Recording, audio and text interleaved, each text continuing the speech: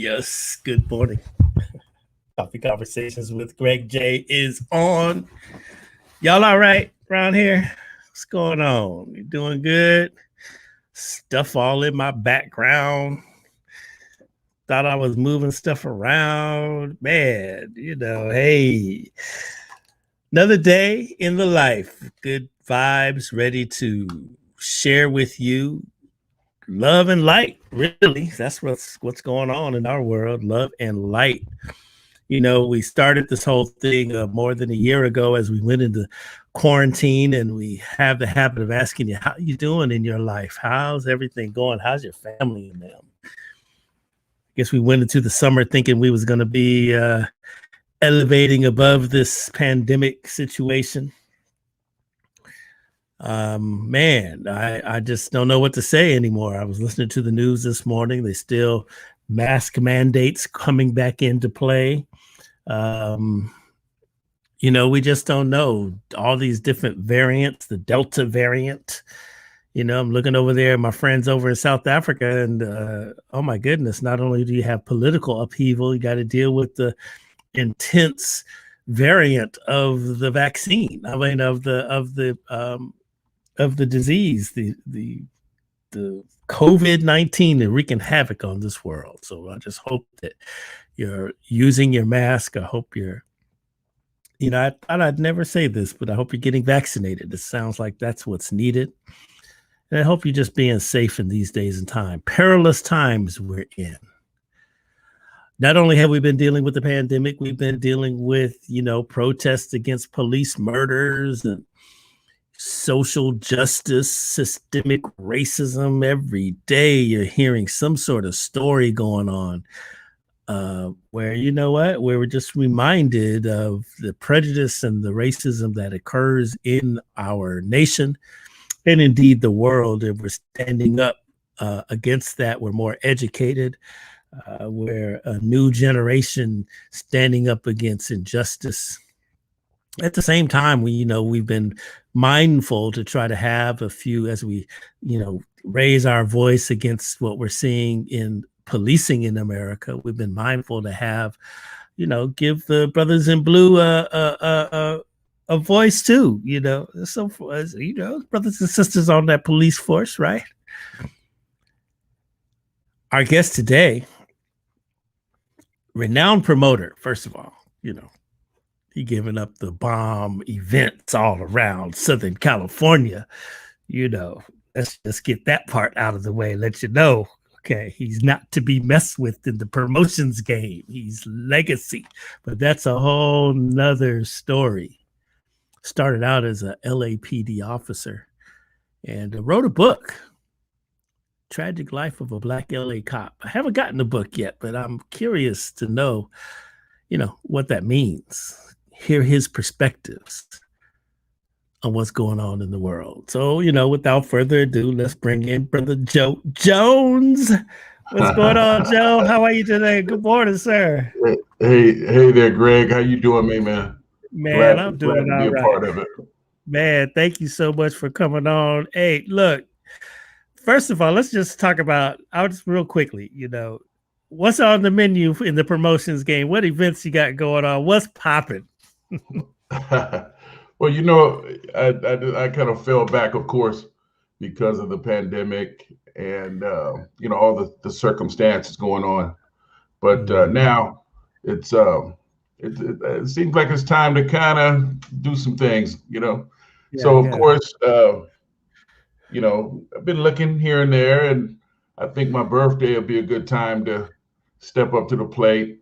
And then I'm also actually doing a book signing. I'm gonna do a book signing on the 31st of July, and it'll be at the location, the District, at 11 a.m. Okay. So yeah, we'll be doing that, and then like I said, I'll do something for my birthday in November, probably November 13th. It'll be a big splash. All right. Yeah. Yes. All right. That's what's up. So, Joe, I haven't had the honor of reading your book yet, but I certainly will, especially after this conversation. Your book is called The Tragic Life of a Black LA Cop. What do you mean by that?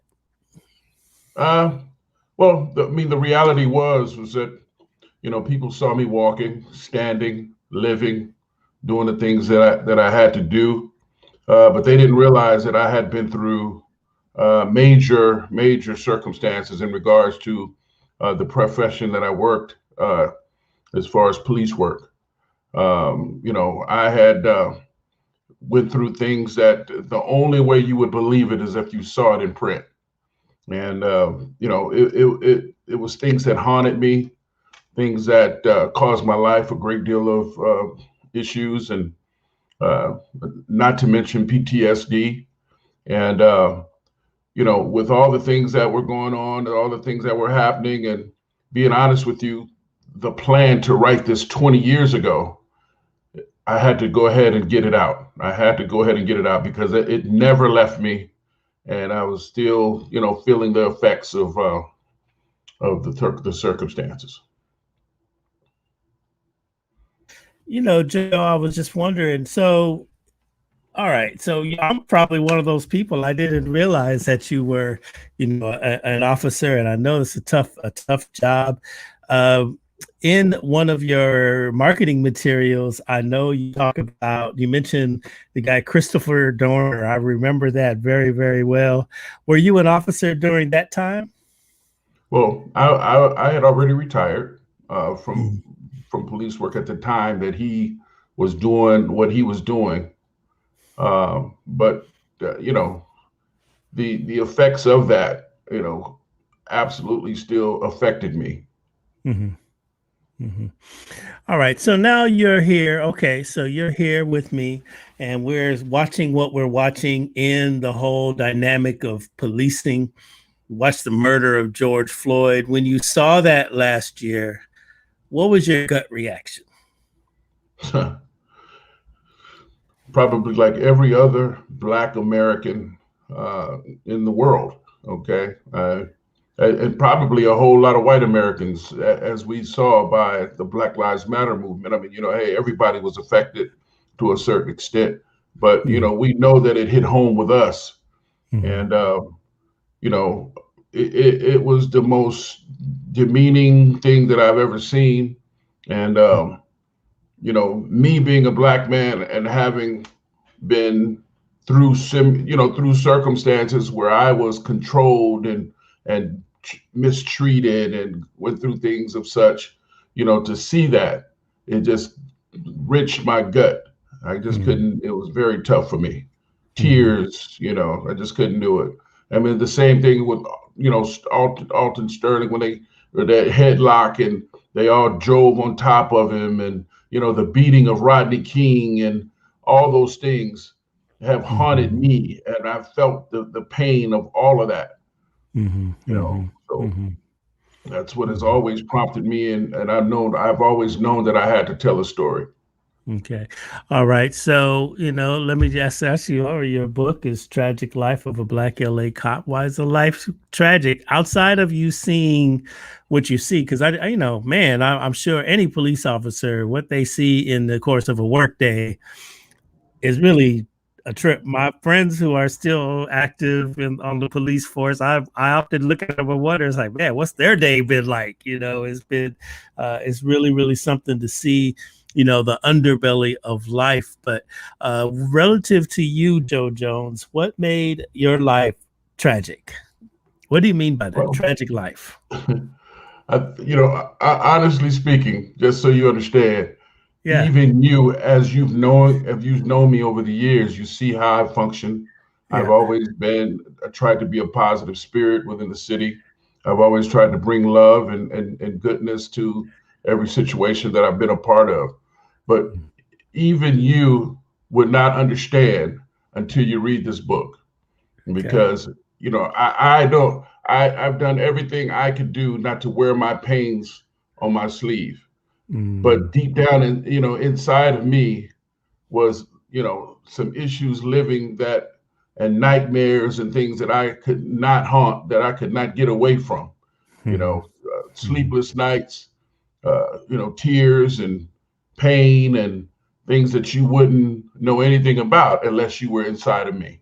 you mhm, know So yeah, I had through a circadian of situations back to back. It has been it was hell on my life. It was about a 9-10 year period, 9-10 year period where I was on the job, and then it happened after. Things were happening after. So it's been a lifetime of circumstances. Anything you can share with us on this morning that so we could be even the more enlightened? Well, Give us a tidbit, give us something there, Joe Jones. I'll try to I'll tickle you a little bit. But anyway, I mean, just know that I'll tell you something really quickly, and then just know that there are numerous stories that were impactful. Well, one situation was a kid that I grew up with spent the night at his home. Friends of the family was killed by a person that I was a police officer with, partners with, in his wedding, good friends with, and he was killed by my friend,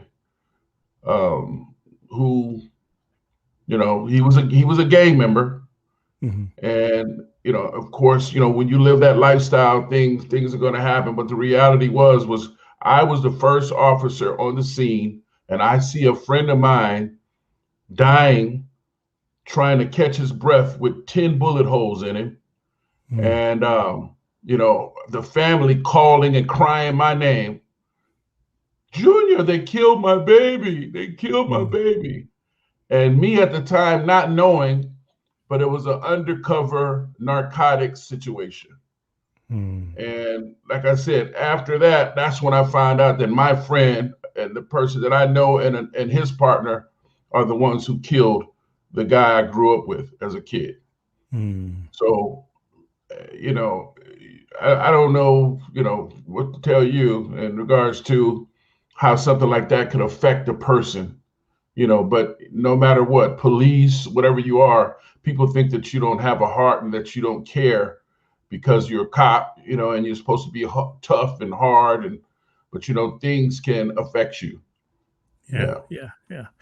I can imagine. I mean, I don't think police officers are rolling around here heartless, and certainly a lot on their head each and every day, especially a situation like you just described. So, in your experience, Joe, we're contemplating policing in our communities. I mean, the cry has been defund the police. Is that an accurate strategy for us in the community? Should we defund the police, or what do you feel? Well, personally, I don't feel that the police should be defunded. I believe the funds should be allocated appropriately. Okay. If I'm in a city and I have crime and I have circumstances happening all around me, to people I know, I want the police department to be well armed, well equipped, and capable of handling any situation that comes about.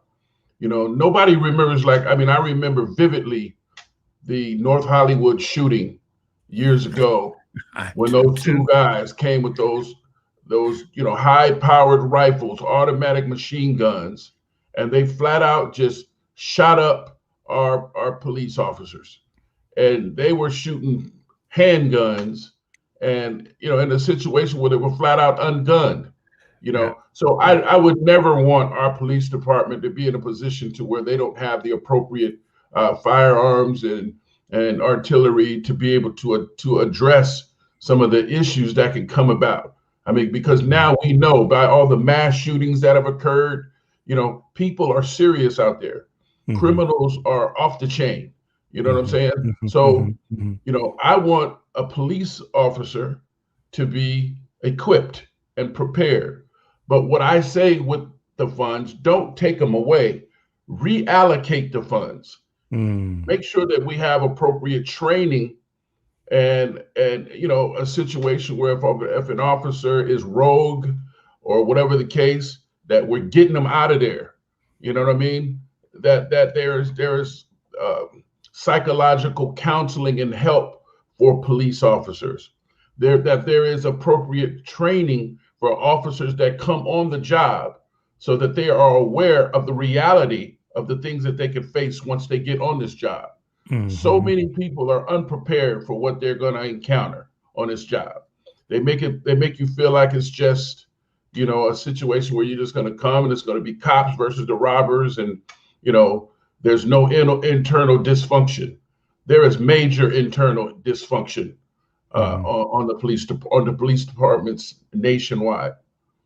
So those issues need to be addressed, and I don't think defunding them is going to be the answer. What's going to be the answer is reallocating the funds.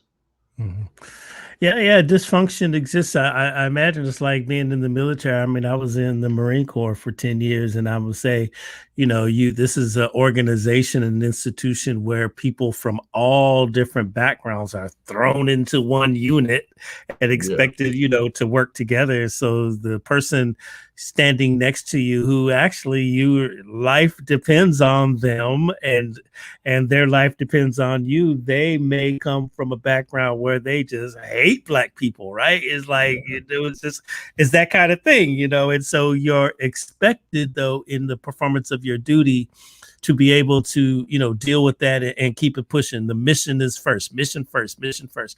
I imagine it's similar inside of the police force, but how do you change, or I guess the word I want to use is educate cultures that come together to enforce the law in our cities? Yeah. Well, I mean, one thing that I say without a doubt is that how can you truly police a person or a community if you don't know anything about them? Okay. So we know that, especially in Los Angeles, it's a melting pot of so many different cultures, so many different types of people. I think that especially if there's some sensitivity issues involved, that officers need to be trained and need to be placed in a situation where they learn about the culture of people, learn about the nuances of people, so that when they come in contact with them, they don't assume that every person that's Black that happens to express themselves with hand movements and hostility is, you know, it's focused on it being to them. They're angry and hot and hostile because they don't know where the hell they're going to get their next meal from. They don't know, you know, a lot of things in terms of, you know, where their life is going. So they're unhappy. Some people are unhappy. So their anger is not about you. It's about what they know about you that has occurred in the past. And they have that anger and that anxiety within them. But at the same time, is that justification to beat them up? Is that justification to take them to jail? Is that justification to treat Black Americans the way we get treated in this country? You know, I want to circle back to the whole Christopher Dorner thing. It's like, I feel like his manifesto, you know, through his eyes as a police officer, there's some officers that'll say he was just straight crazy. You know, there's others who are like, okay, yeah, you know, he couldn't take it anymore. He reached his breaking point, but I understand, you know. And so what is, in those days when Christopher Dorner went left, first of all, you know, folks, you want to just Google Christopher Dorner so you can understand LAPD officer, armed himself, fired on, killed some, it was just wreaking havoc. And they had a massive manhunt for him in the Los Angeles area. Big story. But it made a statement, you know, and would you agree, Joe, that the statement that he made caused like everybody, whether you were with him or against him, everybody to take pause and reflect on policing, especially in the city of Los Angeles? Yeah, I would absolutely say it took, you know, it made everybody take notice. Yeah. I don't know if you can Google as well, Christopher Dorner, and then they could they'll do Joe Jones as well with his name, LAPD. And you'll see that when that happened, I wrote a second manifesto because, the situation kept me up at night. I could not sleep because here it is, a brother is out here killing people. And I felt like I had similar circumstances than he did. And, I didn't get fired, but, my job was lost.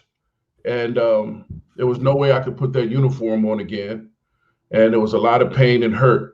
But killing people, killing innocent people, was simply not the way to justify what occurred. I mean, and I would never ever condone that. And back then the media kind of looked at me as though I was taking his side. No, I'm not taking his side. I'm trying to stop this guy from killing people.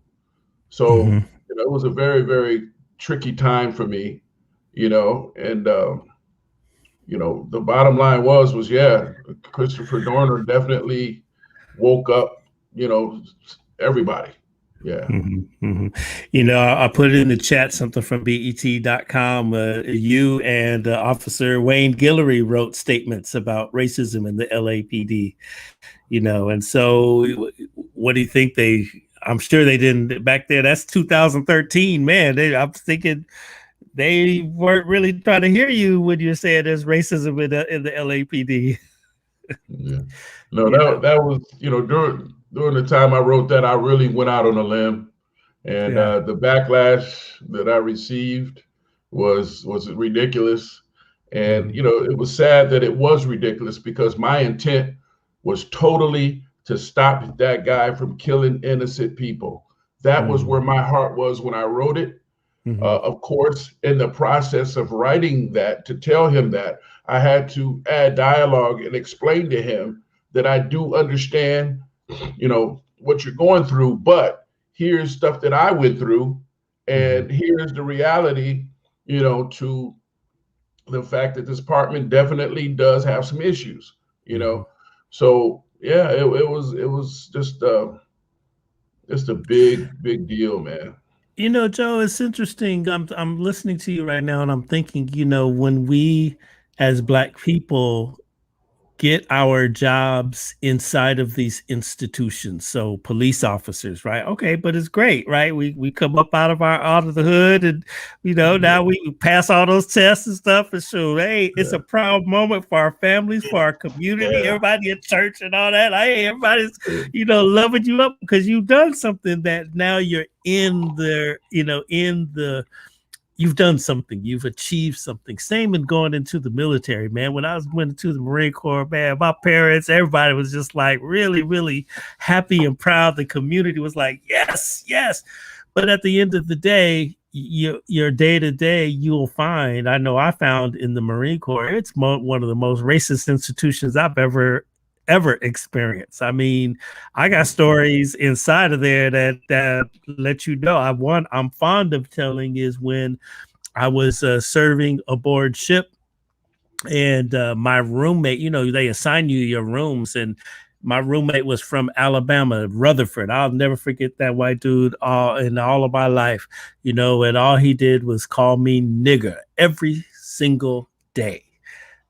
Just a nigger every day. Okay, I requested requested transfer, and my commanding officer wouldn't transfer.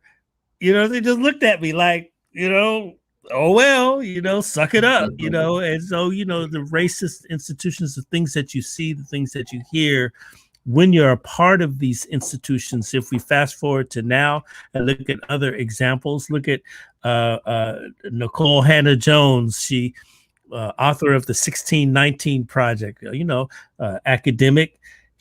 I had to fight for tenure, and when they finally gave up and said, okay, we're going to finally give you tenure, and she said, no, thank you, I'm going on to Howard University. But we get into these institutions and we encounter these this racism on 10. Some of us learn to adapt and we're okay with it. Others just say, you know what, I can't deal with it anymore. What would you say to those right now who are hiding and suppressing that pain that they're dealing with every day inside of an institution like the police force, the military, academics, corporate America, all that? Yeah. I mean, I would first say that, every situation that you're in is not for everybody. Okay. And you have to be cut from a different cloth sometimes to handle the circumstances. But, definitely to not put yourself in a position to where you're going to allow these things to manifest and cause you to ultimately get PTSD or become stressed out or whatever the case. You have to have an outlet to release these feelings and these emotions that you have, because continuous trauma is going to lead to a problem. This is where people get postal and they go and they shoot up the office and they do the crazy things that people have done over the years when they become increasingly frustrated by the system, the bureaucratic, political wall that they run across, that can care less about your emotions, about your feelings, about whatever it is that you're going through.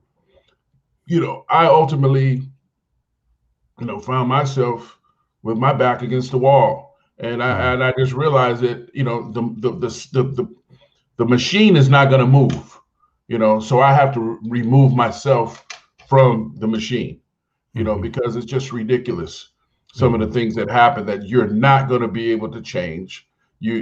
People how they are, and at some point we can change some of the procedure and strategy and not allow people the ability to do what they do. But those issues are still going to be prevalent to a certain extent, because you're going to always have people, like you said, who come from these different areas that don't know nothing about Black people or anybody who is different than them, and they don't really care to try and conform. So Yeah, interesting, interesting. And we have to have that extra strength when we're rolling through these institutions, in order to remain balanced. I know yeah, you mentioned the guy Rafael Perez in your book. I'm just laughing because not too long ago I was over there in where the Rampart division is, and because I'm addicted to Tommy burgers. So I was, I'm over there, and yeah, I the could burgers see the just bomb. right. So I'm like, realizing I'm in the Rampart, over there, and I'm Yeah, just kind of flashed in my mind. Were you an officer during that time of scandal for the LAPD? absolutely, Okay, so now absolutely. how deep did his shenanigans affect, the Matrix? Well, you know, I'll just give you a little, in terms of me and, you know, Rafael Perez was my friend. I was in Rafael Perez's wedding. Mhm. Okay. When I worked with Rafael Perez, he was a young officer, just on the job. And when I tell you that this guy was a hell of a cop, that's what I mean.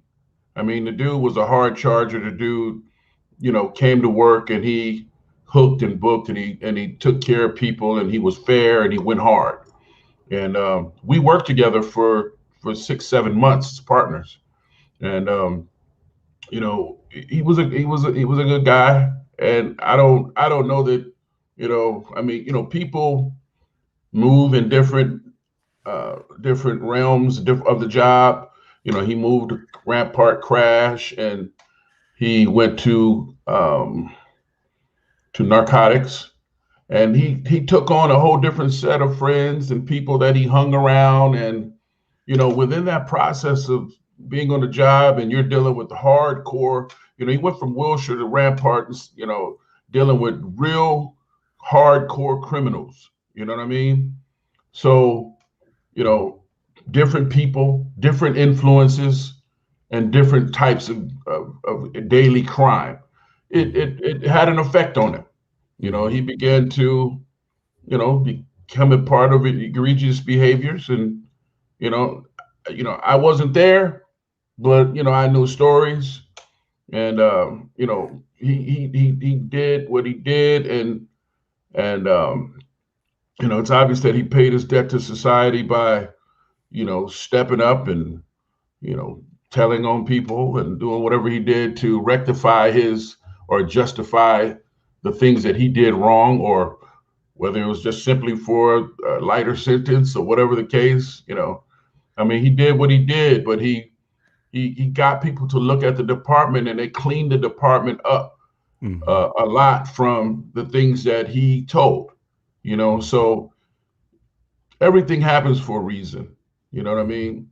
So what I did know about Rafael Perez was that he was initially a very good guy, and he got caught up in the matrix, and began to do what he did. Now, where's he now? What happened after that? I ain't gonna say. Okay, all right. Man, you just want to know, what happened. It's so funny. I'm gonna put this PBS story up so that those who aren't aware, because that was a long time ago. What was that, in the 80s and 90s? Yeah. Yeah. So that's a long time ago. So there might be folks that don't know, but there's a good profile there on PBS. You see that there in the chat. And now that's also during the time of my friend Chief Bernard Parks, eh? Yeah, he first, it was Daryl Gates. He was there when I first came on. Okay. And then from the riots, he was ostracized, and they brought Chief Willie Williams in from Philadelphia. I remember him. Yeah. Chief. Yeah. They ran him out of here quick. Yeah, they did. Yeah, they ran him out of here. Yeah. And then, Bernard Parks, which was the next Black figure, Yeah. which is what I find that every time there's situations that occur, they find a Black figure to put at the head so that you can assume that everything else is okay. Right. Right. But sometimes they put a Black head, that's concurring with all the things that that were happening before. You know what I mean? Right. So it becomes a continuance of the issues.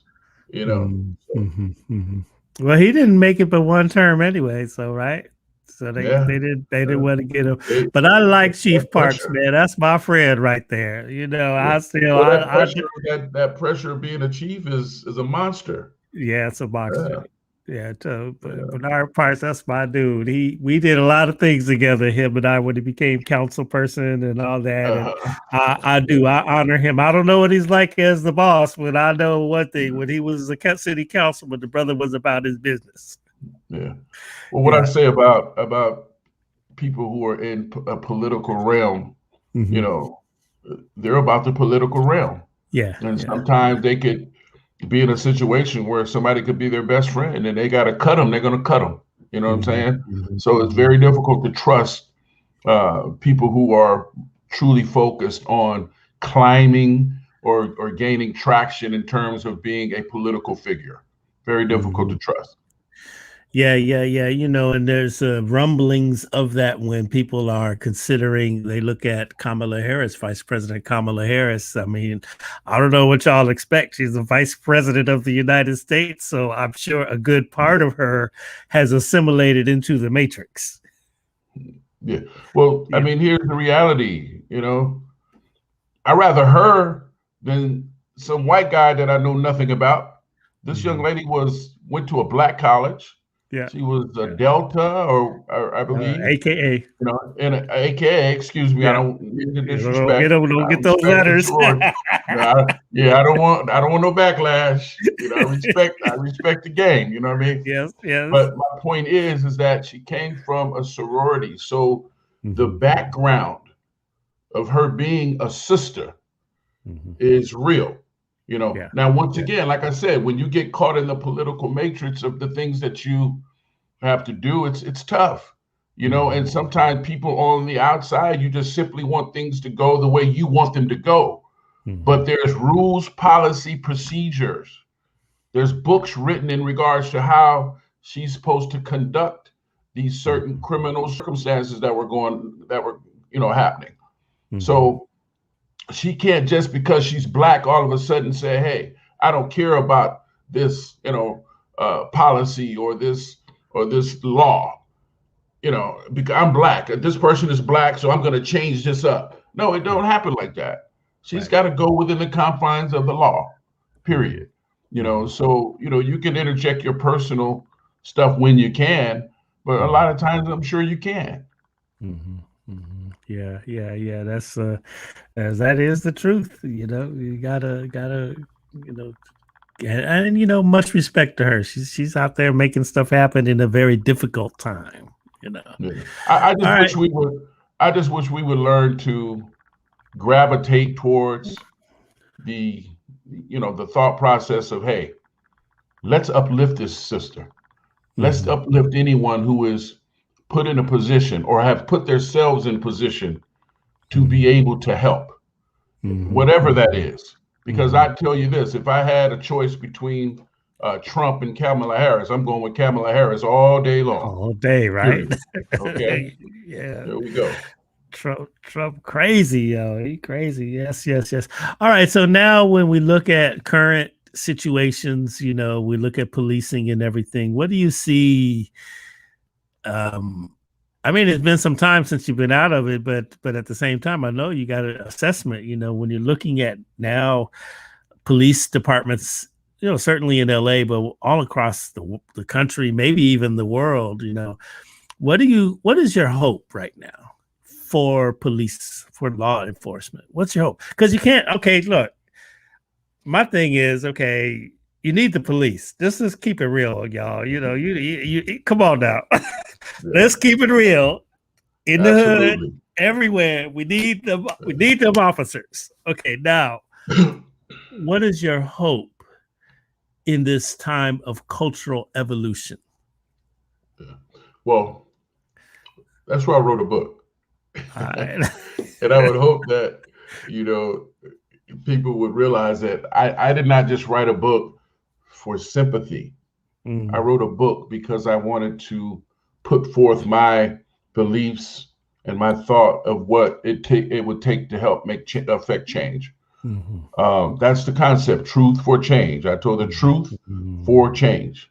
Okay. So I gave my life up, my life story. I told it to the world so people can look, and not just people, the citizens, but the bureaucracy can look. And by the way, I just had a meeting with a commander, and I also stuck my head in and shook hands with the chief and presented my book to them. Okay. Because, this book does not have the merit that it has if it's not put in the hands of the powers that be, and that can ultimately make the changes that I've requested. Okay. And I've made some suggestions, and, the bottom line is that, things have to be done differently. And if you get the book, you'll see the suggestions that I've offered and that I've placed on the table in regards to what can make the situation better. And it comes from an optic of a young black man who grew up in this city, who was harassed as a young boy, who was a young man and was harassed as a young adolescent black man. As a police officer, I was a policeman and I was harassed as a policeman. Now, as a retired officer, no longer on the job, I still have received mistreatment. At what point does it stop? And we gotta make it better. All right. So that's, we're talking because, LA centric and everything, but what about the surrounding areas of where we are? We're in Southern California here. Coffee Conversations with Greg J. We originate out of Long Beach, California. You didn't know that, Joe. Moved out to Long Beach here. I'm right by the water. And, wow. You high on the hog now, baby. That's right. That's what's up. So, how can your missives, your wisdom, your experiences be spread among, to other police departments in our area? So, like, does your book apply to the Long Beach Police Department? Yeah.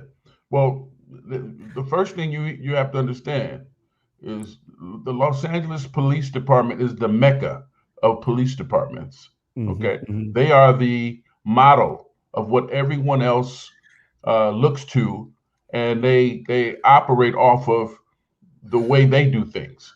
When they train as police officers, they do they do conferences, and they do things to be unified. Policing is not just simply this area does this and then it stops all of a sudden right on that border. There's laws that they all have to abide by.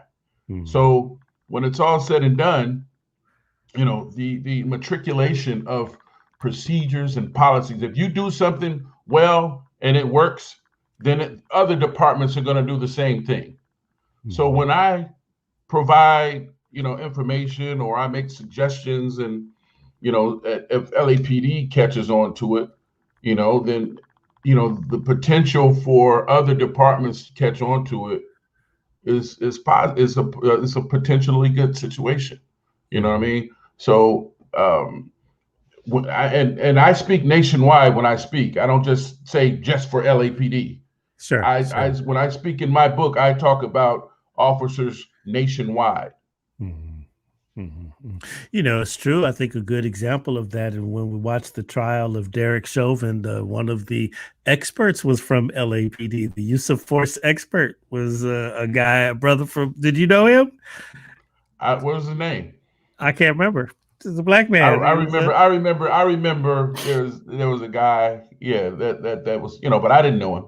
Yeah, okay, yeah, but he was from. I was like, so they said the pros from LAPD there to give them counsel about use of force and all that there.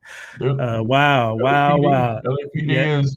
Let me tell you something about LAPD. For one, there was a SWAT officer, Randy Simmons. Yeah, he was absolutely he passed. He got he passed away in a violent shooting years ago.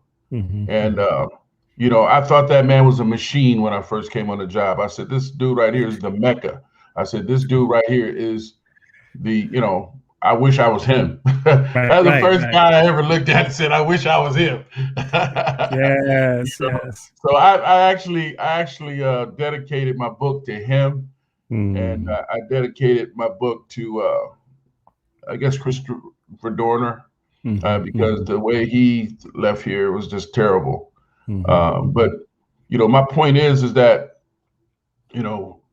LAPD had the best of the best. You know what I mean?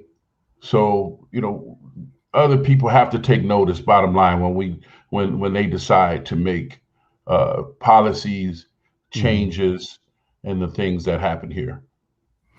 Well, personally, I'm really thankful for, the Black officers that I have encountered over the years, especially when I worked at the radio station and, being the communication center of the community, meaning, which put me at every protest ever, and I just really know that there are men and women across the LAPD who I looked at and I said, wow, you know what? They are really, really doing something there. One of my favorite people is Deputy Chief Earl Pasinger. That brother there he was the business. I really liked that man a lot. Yeah. I can call out Chief Parks. I'll still, hey, that's my guy. I'm going to say that again. I don't know if you remember Chief Bill Scott. I think he's the police chief in San Francisco or Oakland or somewhere up there in the Northern California, but he was over there at South Bureau, and I walked with him with the Justice for Murdered Children. They organized a 24-hour march, and I was out there marching for 24 hours, all day and all night, for the sisters who have lost children to gun violence in the community. And Chief Scott was right there, and I really, that time with him and watching him not leave and just be out there about marching, with the mothers really gave me a high respect for him. I remember Kenneth Garner. I remember him over there at the Southwest Division. I could go on and on and on and just talk about, brothers that I see, women.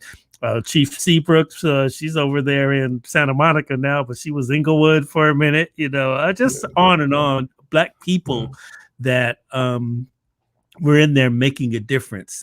Who are some of your heroes that you look at? You look at them and you say, yeah, you know what?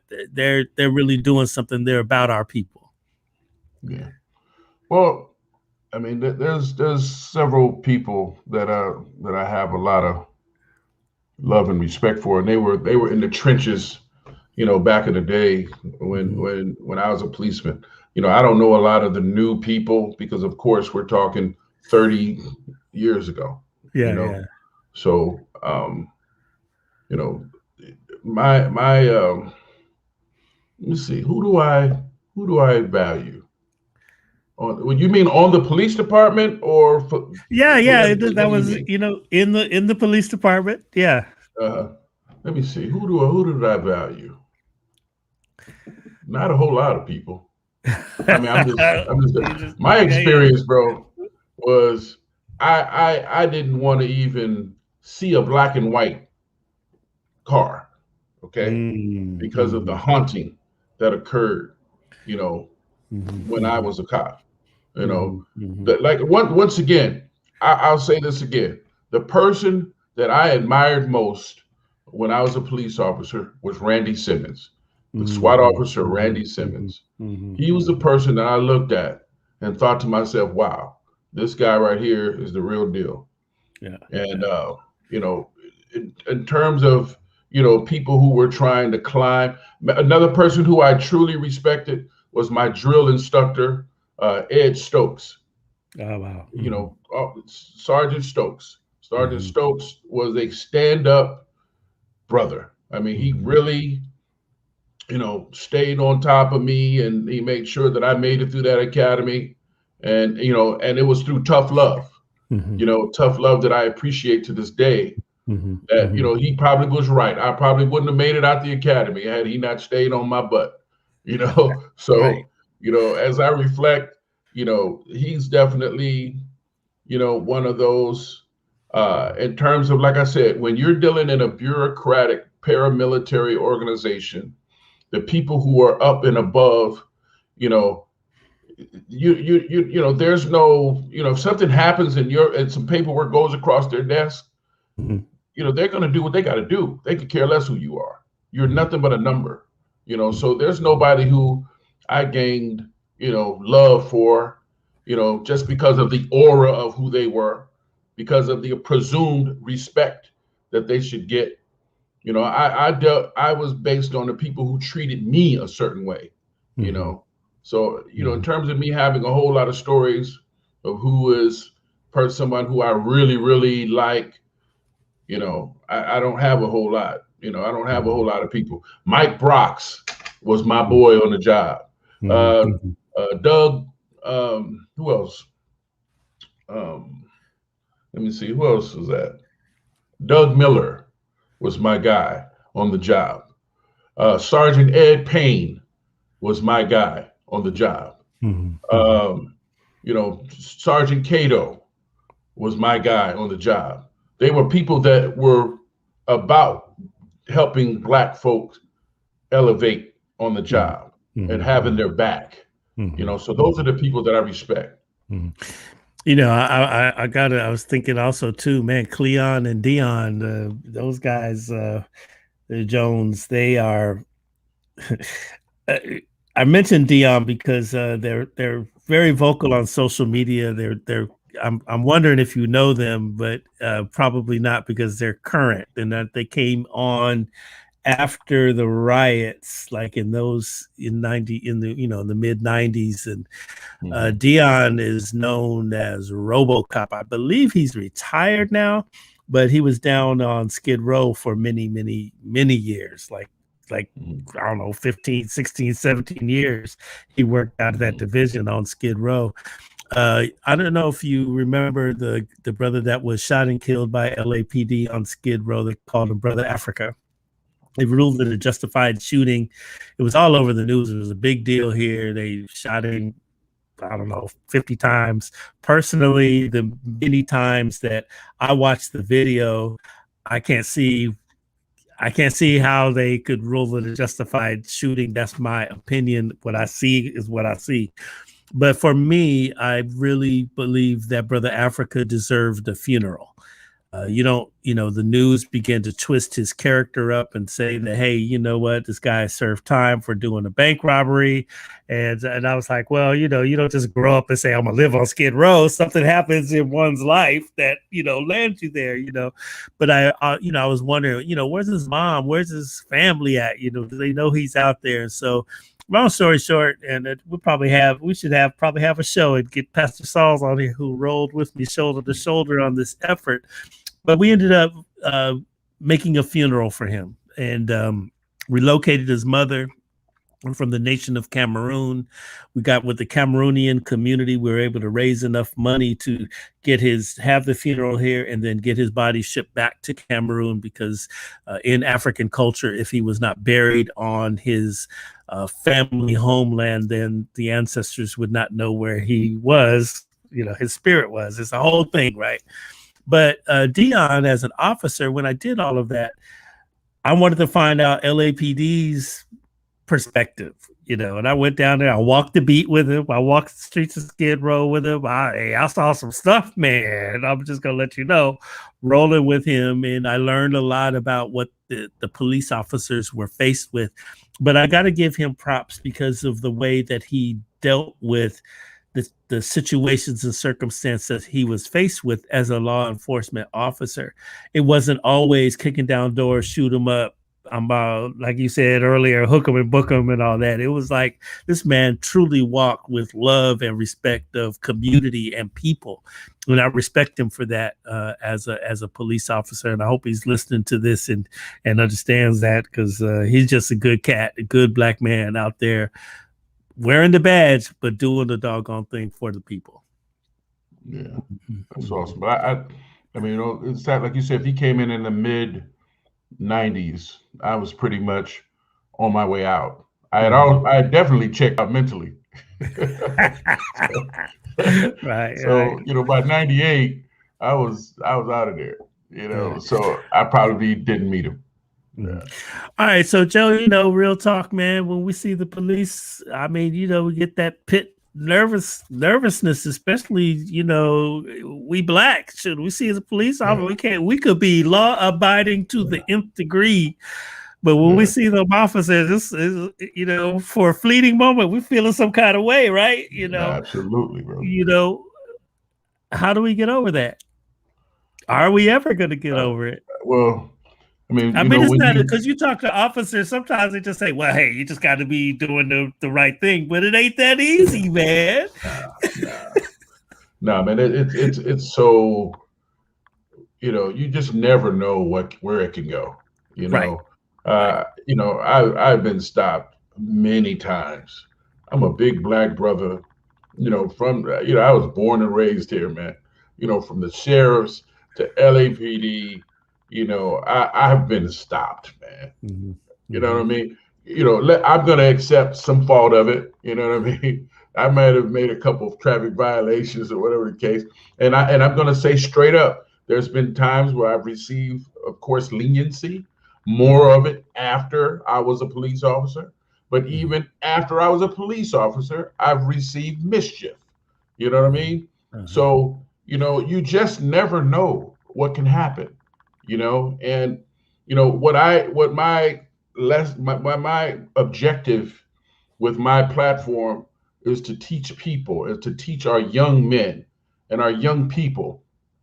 First off, you know, don't run from the police. Okay. Don't run from them. Okay. Two, don't fight the police because that's a fight you'll never win. Okay. You know, you'll end up beat down or dead. Okay. So don't fight the police. Don't do that. You know, go ahead and go along with whatever the situation is, and then ultimately have your opportunity to state your position. You know, but if you fight and you do all of that, you know, they're gonna get you because even if you do right, they can get you. You know what I mean? So imagine if you do wrong, you just there's no way. You know what I mean? So, you know, and there's a thought that comes to mind, right? You know, people, you know, the way the community treats Black officers, and then even the good officers. There are some officers out there who are not about the bull. You know what I mean? You know, we have to begin, even as a society, to deal with circumstances on a case by case basis. You know, deal with people how they treat you. And you know, there's always the propensity to think, okay, well, if you're an officer, then obviously you see officers dogging people out.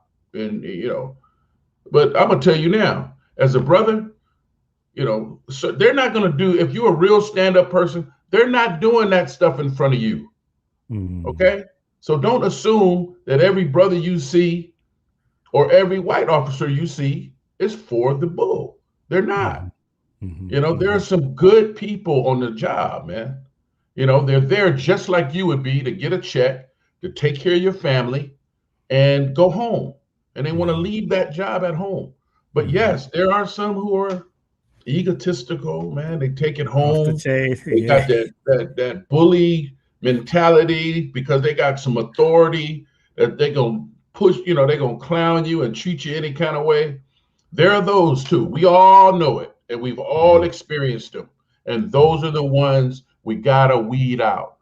We gotta put a stop to that because there's no way a society is ever gonna be right when the people don't trust the police and the system.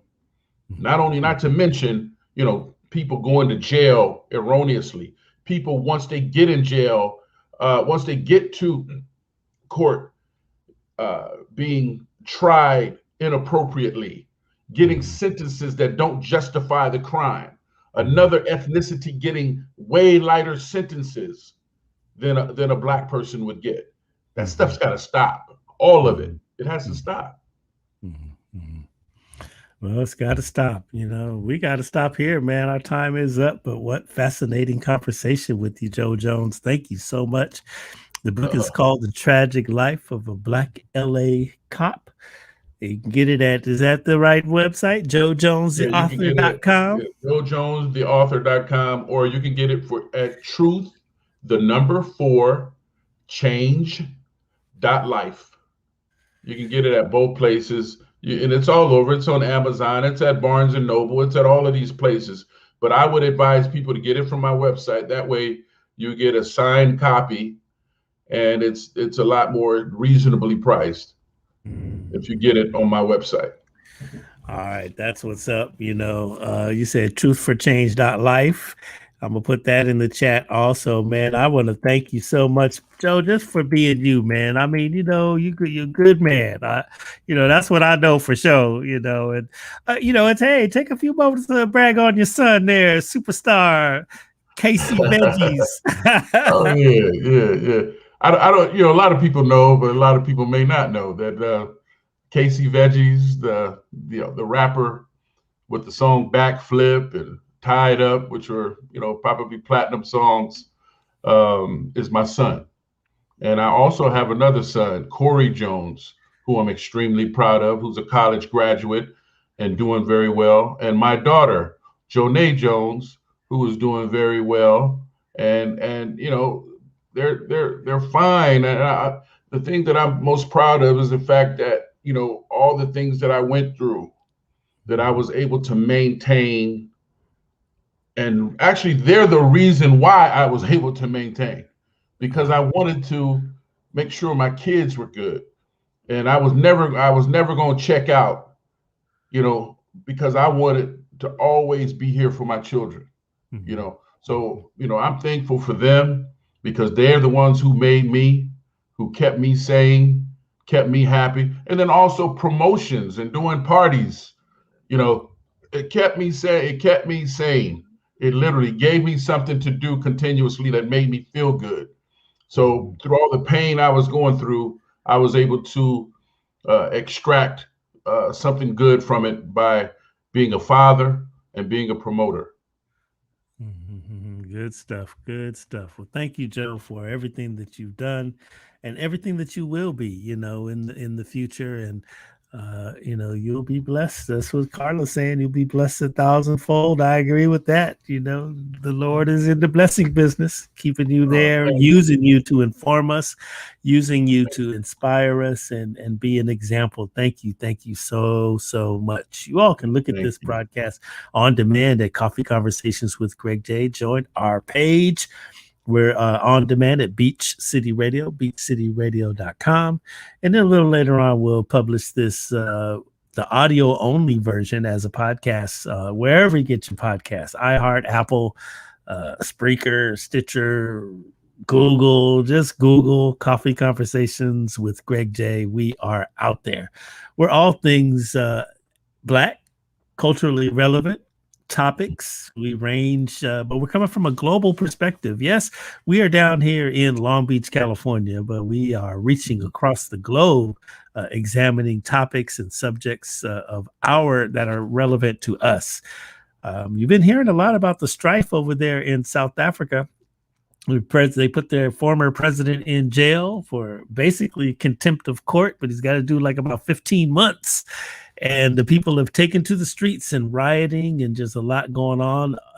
In addition to that, they're being hit very, very hard with the Delta variant of COVID-19.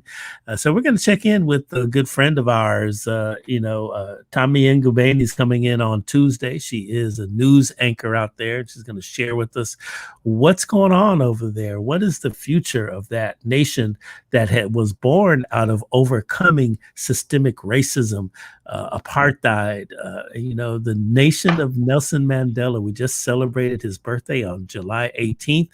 And now look at us, 27, 28 years after his release from prison and becoming the first democratically elected president of that nation. Are they able to handle democracy? So that's what we're going to do. Bring in Tomi Ngubeni on this Tuesday. I think we've got it all going on. Love one another. Love one another. Thank you, Joe. Peace and blessings. Thank you. I appreciate you for having me on. And it's all love, man. It's always been that for me and you. Yes, sir. That's right. That's right. Yeah. Peace and blessings, y'all. All right. God bless.